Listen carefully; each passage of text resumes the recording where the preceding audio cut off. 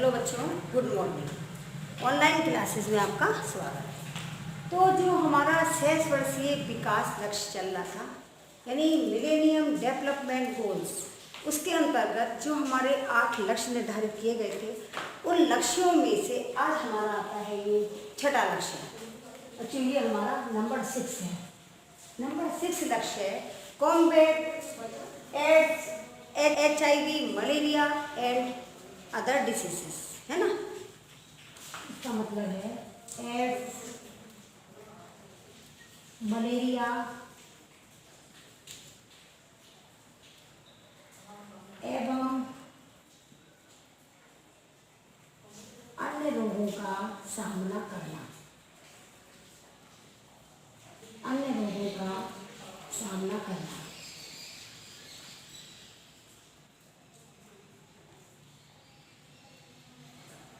इसका मतलब ये है कि एड्स, मलेरिया एवं अन्य रोगों का सामना करना।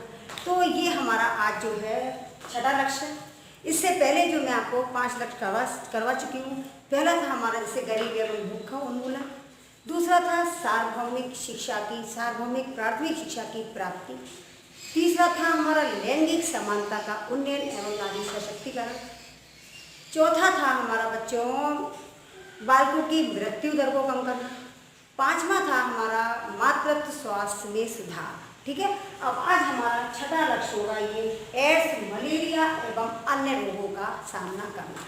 तो बच्चों ये जो हमारे लक्ष्य चल रहे थे, तो ये जो छठा लक्ष्य है, तो इसमें ये है बच्चों संयुक्त राष्ट्र संघ ने कि ये इसके अंतर्गत क्या है कि जो संयुक्त राष्ट्र संघ ने ये जो लक्ष्य निर्धारित किया, यानी एड्स, तो ये जो संक्रामक रोग यानी जो व्यक्तियों की अकाल मृत्यु हो जाती है, तो संयुक्त राष्ट्र संघ ने अकाल मृत्यु से बचने के लिए कि जो अचानक असमय जो व्यक्तियों की मृत्यु हो जाती है, तो अकाल मृत्यु की रोकथाम के लिए यानी अकाल मृत्यु से जो होने वाली स्थितियां हैं, इन स्थितियों को रोकना प्रमुख लक्ष्य के रूप में ये लक्ष्य स्वीकार किया। क्योंकि अनेक प्रकार के संक्रामक रोगों के द्वारा अनेक व्यक्तियों की मृत्यु हो जाती है। और देखो बच्चों, अभी तक एड्स का जो है अभी तक कोई इलाज संभव नहीं है। इससे क्या, इससे तो व्यक्ति की मृत्यु संभव ही है। तो इसीलिए जो संयुक्त राष्ट्र संघ ने ये जो लक्ष्य निकाला है, ये लक्ष्य बनाए हैं, तो इससे व्यक्तियों की रोकथाम के लिए, और ये जो लक्ष्य थे हमारे वो 2015 तक के लिए थे। 2015 तक के लिए ये लक्ष्य निर्धारित किए गए थे। और इसके अंतर्गत क्योंकि इससे जो है ये एड्स जो है, इससे क्या है व्यक्ति की मृत्यु निश्चित है, इसलिए इसकी रोकथाम के लिए जो लक्ष्य हमारे 2015 तक के लिए किए गए थे कि इस रोग को फैलने से सभी प्रयास करे जाएंगे कि जिससे ये रोग ज़्यादा ना फैले। तो इस रोग को फैलने के लिए प्रयास करे जाएंगे। इस लक्ष्य को प्राप्त करने के लिए संयुक्त राष्ट्र संघ के द्वारा निम्नलिखित क्षेत्रों को भी लिया गया कि इस रोग को जो है इसको बचाने, इस रोग को रोकने के लिए किस प्रकार के प्रयास किए जाएं। तो इसलिए इसको जो अनेक प्रकार के जो प्रयास किए गए बच्चों, तो उसमें जो है अनेक प्रकार के क्षेत्रों को भी लिया जो हमारे निम्नलिखित हैं। अब देखिए जैसे हमारे HIV की व्यापकता, इसके अंतर्गत है हमारे जो लक्ष्य हैं, हमारे जो क्षेत्र हैं, यानी तो क्या है इसकी व्यापकता जो है, यानी HIV की व्यापकता।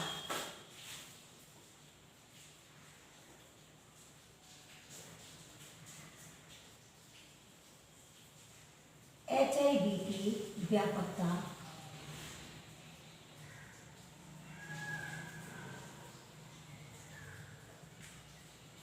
15 से 24, यानी जो ये HIV की व्यापकता जो होती है, जो 15 से 24 वर्ष की आयु वर्ग में होना।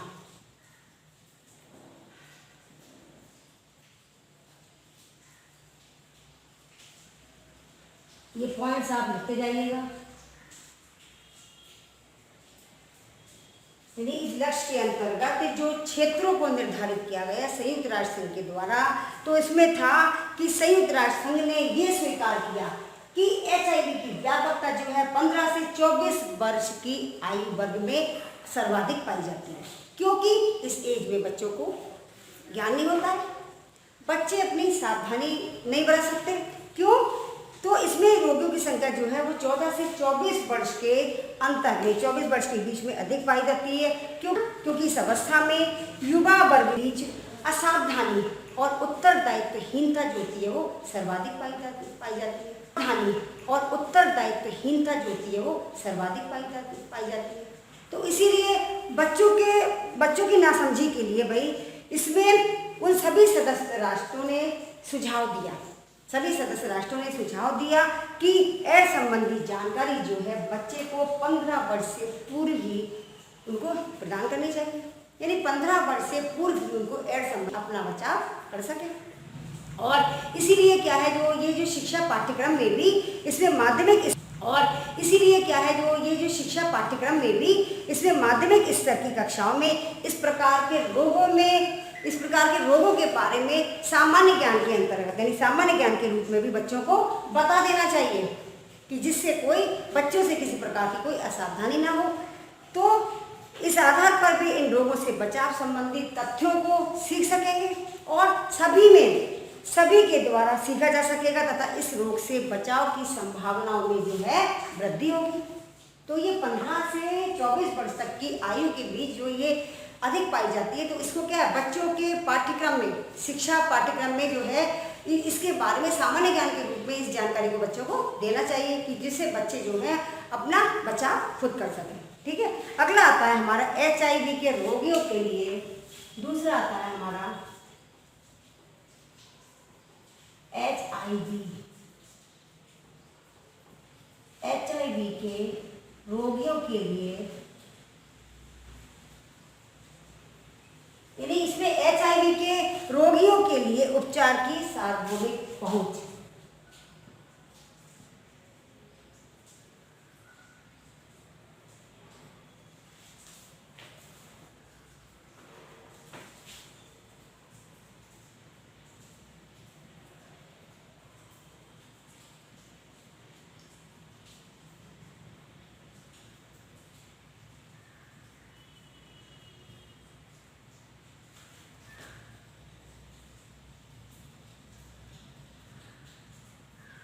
सार्वभौमिक पहुंच, HIV के रोगियों के लिए उपचार की सार्वभौमिक पहुंच यानी universal access to treatment for HIV patients.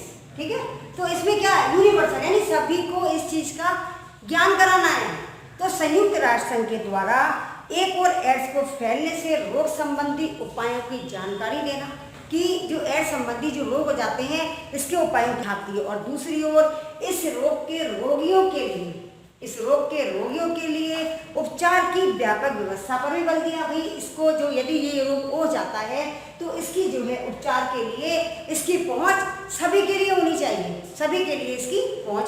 भाई कि इसके लिए एड्स रोगियों को एंटी रेट्रोवायरल क्या है यानी एंटी रेट्रोवायरल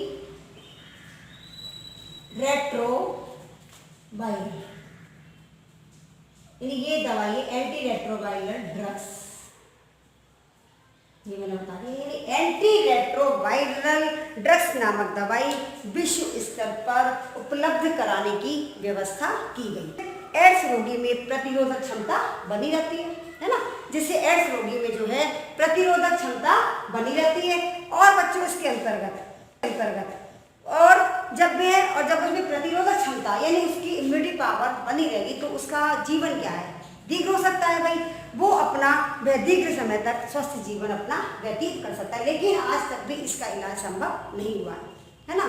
फिर द्वितीय ऐसे रोगियों को मानवीय संवेदना के आधार पर घृण दृष्टि से नहीं देखना चाहिए, यानी उनके लिए घृणा की दृष्टि से नहीं देखना चाहिए ऐसे व्यक्तियों की। यदि ऐसे कुछ व्यक्तियों को जो इस प्रकार का रोग हो जाता है तो उसको क्या है घृणा भरी दृष्टि से नहीं देखना चाहिए, है ना। तो इसीलिए उनके प्रति सकारात्मक दृष्टिकोण रखना चाहिए जिससे वह समाज में सामान्य जीवन व्यतीत कर सके। उनके लिए हीन भावना रखनी चाहिए, वे एड्स रोकने में सहायक सिद्ध हो सकेंगे। ठीक है, ये हमारा हो गया दूसरा पॉइंट। अब हमारा तीसरा आता है बच्चों, तीसरा आता है हमारा प्रमुख रोगों की रोकथाम एवं उपचार। प्रमुख रोगों की रोकथाम रोगों की रोकथाम एवं उपचार। नंबर 3, प्रमुख रोगों की रोकथाम एवं उपचार।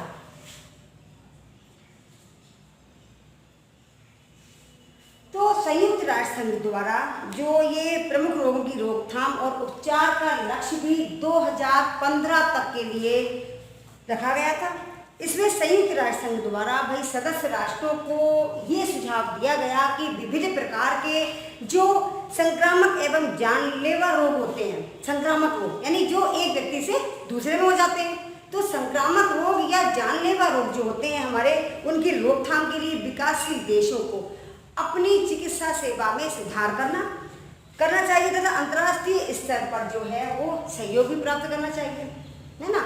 इसीलिए इस लक्ष्य को प्राप्त करने के लिए भी भाई कई प्रकार के सुधार किए गए, जैसे बच्चों मलेरिया से मरने वालों की दर को रोकना। अब इसके अंतर्गत आता है हमारा पहला, मलेरिया से मरने वालों की दर को रोकना। मलेरिया से मरने वालों की दर को रोकना, क्योंकि मलेरिया भी बहुत खतरनाक बीमारी है। मरने वालों की दर को रोकना, क्योंकि मलेरिया से जो है कई लोगों की मृत्यु हो जाती है। तो मलेरिया जो बीमारी होती है भाई, इसके बचाव के लिए क्या भाई, इसके मरने वालों की दर को रोकना चाहिए भाई। तो संयुक्त राष्ट्र ने जो ये स्वीकार किया कि मलेरिया के कारण जो अनेक व्यक्तियों की मृत्यु हो जाती है, फिर इसमें मृत्यु हो जाती है बच्चों, इसके लिए सभी सदस्य देशों को आवश्यक उपाय करना चाहिए भाई। जैसे क्या है, अपने घर के आसपास कहीं पानी इकट्ठा ना होने दें, है ना, जिससे मच्छर वगैरह आते हैं भाई। तो ये मलेरिया जो है वो मादा एनाफिलीज के कारण होता है, ये तो आपको पता ही है। तो क्या अपने घर के आसपास पानी इकट्ठा ना होने दें, जिससे मच्छर ना वहाँ पे पनपे।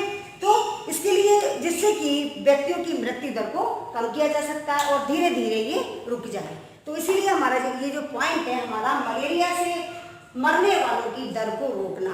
तो बचाव के लिए पानी जो है वो घर के हिस्सों में आसपास पानी ना जमा होने दें, और मच्छर जन्म लाने, घर में मच्छरों से बचाव के लिए भाई सोते समय मच्छरदानी का उपयोग करें, है ना, मच्छरदानी का उपयोग करना है, और कीटनाशक दवाइयों का उपयोग करना है। मलेरिया से होने वालों के और मलेरिया होने के लक्षणों के बारे में जानना चाहिए कि मलेरिया किस कारण से ये बीमारी हुई है, तथा चिकित्सक से शीघ्र सलाह लें। मलेरिया अधिकतर मच्छर के काटने से होता है ना, मादा एनाफिलीज। तो इसका जो है चिकित्सक से शीघ्र सलाह लें। इस प्रकार की व्यवस्था करने से भाई मलेरिया से मरने वालों की दर को रोका जा सकता है, ठीक है ना। अब आता है हमारा स्वस्थ शयन व्यवस्था, इसी के अंतर्गत है दूसरा, स्वच्छ शयन व्यवस्था।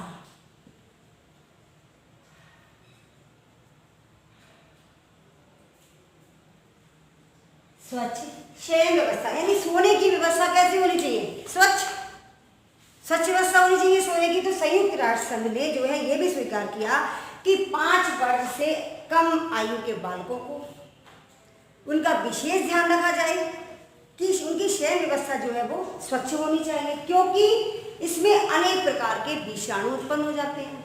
तो उनके सोने के बिस्तर जो है वो नियमित रूप से भाई धोए जाएं, उनके सोने के बिस्तर नियमित रूप से धोए जाएं, उनको धूप में सुखाया जाए भाई, जिससे उसमें विषाणु जन्म ना लें, है ना। तो उनको धूप में सुखाना है भाई, और सीलन एवं नमी के कारण जो है अनेक विषाणु उसमें उत्पन्न हो जाते हैं जो बच्चों के लिए हानिकारक जाते हैं। इसीलिए उनके बिस्तरों को जो है वो धोना चाहिए, धूप में सुखाना चाहिए, है ना। तो इसीलिए इन सभी से अपनी सुरक्षा, और बालक जो है वो इन सब चीज़ों से अपनी सुरक्षा नहीं कर पाते। जो 5 वर्ष से कम आयु के बालक होते हैं वो अपनी देखभाल खुद तो नहीं कर सकते भाई, तो उनकी तो ध्यान रखना उनकी माँ का काम है। तो इसलिए अभिभावकों को जो है इसकी व्यवस्था करनी चाहिए, बिस्तरों को धूप में सुखाना भाई, और समय से धोना है उनको, और भाई उचित कीटनाशक दवाई का प्रयोग करना, जिससे जो है बच्चों के शरीर में कोई हानि ना पहुँचे और किसी प्रकार के विषाणु उत्पन्न ना हो। इसीलिए 5 वर्ष से कम आयु वाले बालकों की जो शयन व्यवस्था होती है वो स्वच्छ होनी चाहिए, ठीक है ना। अब हमारा अगली आता है बच्चों एंटी मलेरियल ड्रग्स की व्यवस्था, एंटी मलेरियल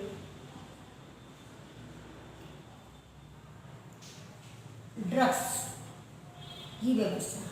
भाई जब बुखार आ जाता है इसमें तो क्या है, ये दवाई देते हैं, एंटी मलेरियल ड्रग्स की व्यवस्था।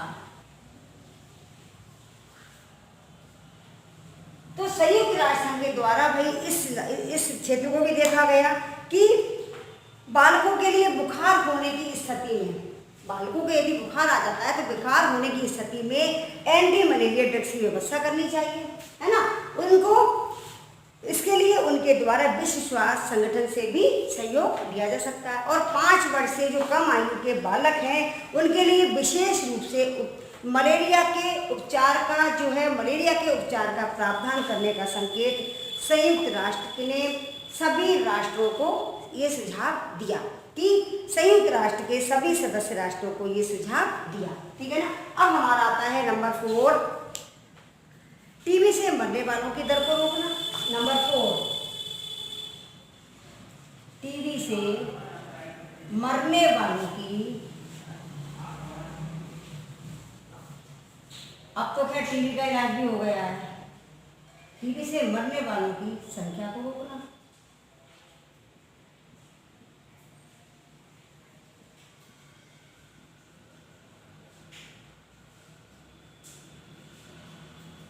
टीबी से मरने वालों की संख्या को रोकना।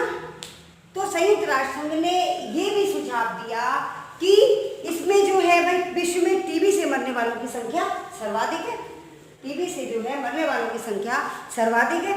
इसीलिए प्रत्येक व्यक्ति को जागरूक करने की आवश्यकता है, भाई उसको अवेयर करा जाए कि क्यों, कि टीबी का इलाज तो है, तो इसका क्या है, समय पर उसका इलाज कराया जाए, समय पर उसको दिखाया जाए। कुछ लोग होते हैं कि टीबी नहीं है किसी को, क्योंकि दूसरे लोग उनसे कहेंगे कि अरे ये टीबी का मरीज है भाई, हमें ये बीमारी ना हो जाए, इसका मरीज है भाई, हमें ये बीमारी ना हो जाए, इसलिए कुछ लोग इस डर से छुपाते हैं। तो इसलिए इन सभी त्रुटिपूर्ण आदतों को छोड़ना चाहिए जिसके कारण टीबी हो जाती है, और इसकी जानकारी जो है वो सभी को मतलब इसकी जानकारी भी सभी को देनी चाहिए, जिससे कि टीबी का उपचार किया जा सकता है और इससे व्यक्ति जो है पूर्णतः स्वस्थ हो जाता है ना। और इस रोग के न होने के लिए जो भी उपाय है वो सभी को बताना चाहिए कि भाई इनके लिए ये चीज़ें अपनानी चाहिए जिससे ये रोग दोबारा ना हो, ठीक है। अब अगला आता है टीबी रोगियों की खोज तथा उपचार। नंबर 5, टीबी रोगियों की खोज, टीबी रोगियों की खोज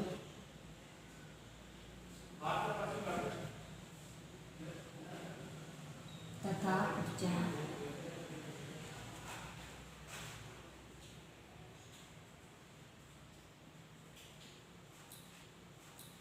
भाई टीबी के मरीजों की जो है भाई खोज करनी चाहिए कि ये टीबी जो होती है एक ऐसी बीमारी होती है, अनेक व्यक्तियों को टीबी की बीमारी होती है, इसके बाद इससे क्या है वो समाज के डर से बताते नहीं है कुछ लोग, तो इनकी क्या है खोज करनी चाहिए, इनकी खोज करने के बाद उसका उपचार करना चाहिए, क्योंकि इसका तो उपचार अब हो गया है।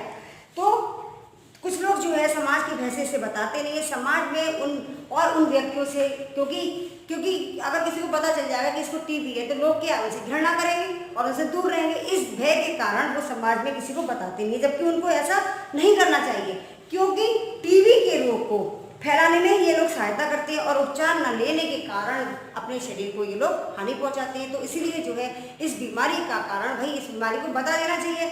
तो संयुक्त राष्ट्र देशों ने अपने सभी सदस्य देशों को ये सुझाव दिया कि भाई ऐसे रोगियों की खोज की जाए, पहचाना जाए और उनको ड्रग्स के बारे में बताकर उनका उपचार किया जाए। रोगियों को इतना जागरूक बनाया जाए, जो रोगी हैं टीबी के मरीज हैं जो, उनको इतना जागरूक बनाया जाए जिससे वे अपने रोग को पहचान कर अपने उपचार के लिए सरकारी केंद्रों पर जाकर अपना उपचार शुरू कर दें। भाई सरकारी केंद्रों पर जाकर मतलब संपर्क करें और अपने उपचार की शुरुआत कर देंगे। तो टीबी का भी भाई इलाज है, ठीक है ना। अब आज हमारा ये वाला हो गया टॉपिक एड्स, मलेरिया एवं अन्य रोगों का सामना करना। बच्चों कल हम आपको अगला लक्ष्य बताएंगे। आज के लिए धन्यवाद।